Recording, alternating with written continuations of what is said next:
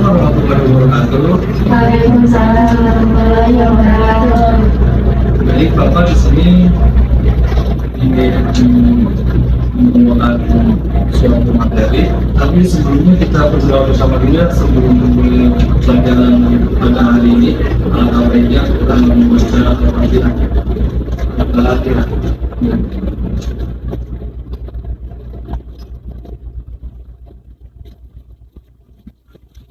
Selesai. Baik, di sini Bapak absen dulu ya. Di sini mulai dari acara pertama dulu ada acara.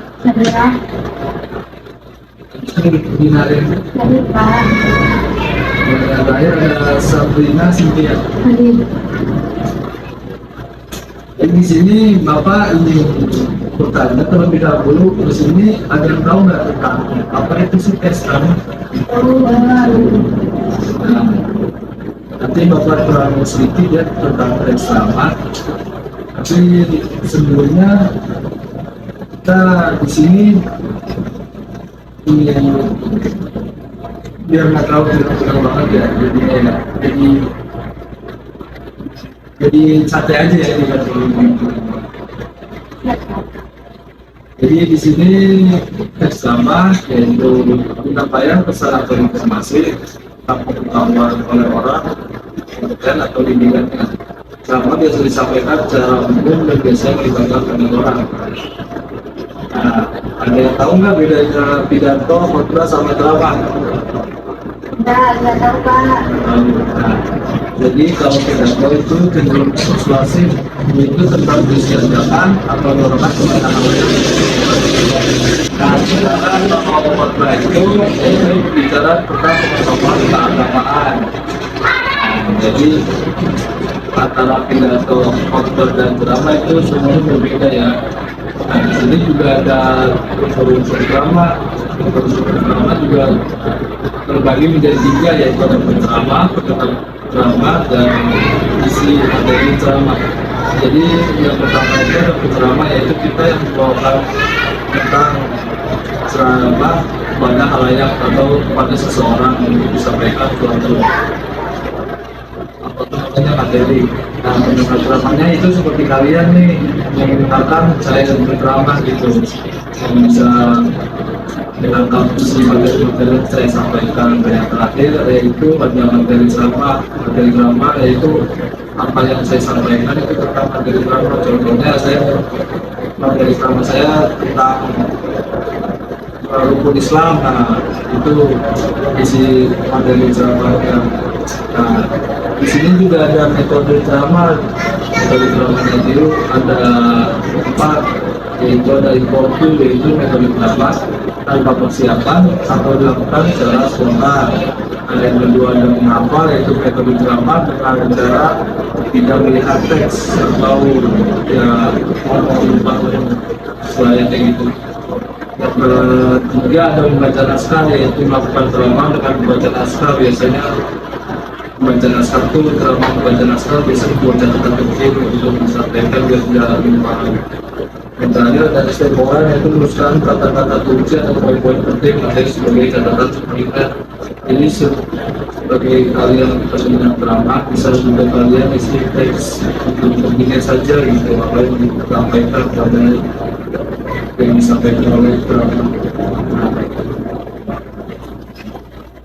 Di sini juga ada struktur teks ceramah. Struktur teks ceramah dibagi menjadi 3, yaitu ada pertama yaitu pendahuluan pembukaan. Bagian yang berisi salam pembuka, ucapan syukur, dan pendapat penghormatan. Dan yang keduanya ada pengantar bagian yang berisi paragraf pengantar yang mengarah pada topik. Dan yang kedua di ceramah. Di ceramah itu inti bagian berisi paparan dari penceramah pada lakukan penceramah. Nah, yang terakhir penutup kesimpulan, yaitu semua teks-teks yang tadi saya sampaikan bisa disimpulkan. Baik, setelah Bapak tadi sampaikan materi-materi tentang teks ceramah, dan di sini ada contoh teks ceramah. Bapak bacakan dulu terlebih dahulu. Judulnya yaitu perdamaian dan toleransi, fondasi ekonomi dalam masyarakat kita. Salam sejahtera pada para hadirin yang terhormat. Hari ini kita akan berbicara tentang dua hal yang sangat penting dalam kehidupan kita dan masyarakat kita, yaitu perdamaian dan toleransi. Perdamaian adalah salah satu aspek terpenting dalam kehidupan kesejahteraan masyarakat. Dia adalah potensi dari sebuah kemenangan dan kemudian kita nikmati. Karena perdamaian saling memahami kita akan berhenti dalam kedua dan konflik. Tapi untuk mencapai perdamaian, kita perlu memahami bahwa kita hidup dalam masyarakat yang beragam. Masyarakat dalam memiliki perbedaan dalam keyakinan budaya dan agama. Inilah yang dinamakan toleransi sangat penting. Toleransi adalah yaitu menghargai dan menghormati perbedaan yang lainnya. Dalam dunia yang semakin berkembang, kita semua dalam bagian dari satu program global yang peduli bahasa atau agama kita. Kita semua berbagai varian sampah. Oleh karena itu, toleransi adalah kunci untuk menciptakan dan bersatu bersama secara damai. Toleransi bukan tentang setuju dengan semua yang orang lain katakan kepada kita.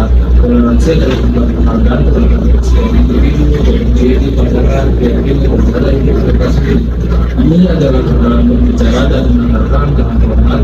Meskipun kita tidak selalu setuju, toleransi membantu kita menjembatani kesenjangan dan membangun hubungan yang lebih kuat. Tidak perlu memahami dan menentukan perbedaan.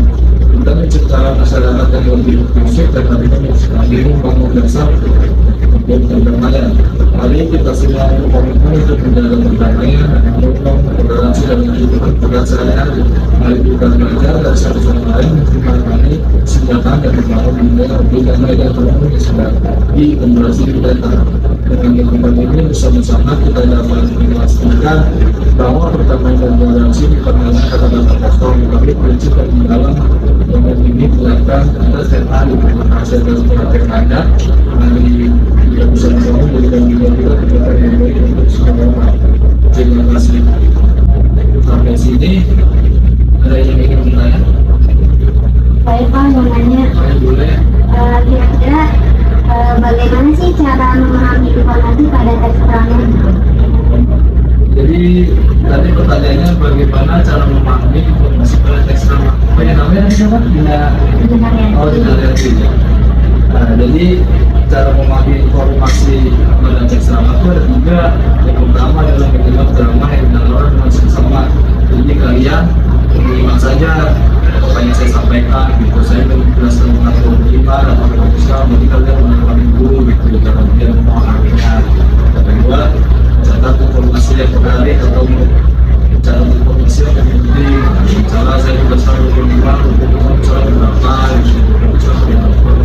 itu kalian mencatat seperti itu. Dan terakhir menyusun informasi setelah mencatat dari informasi yang sampaikan, yaitu menyusun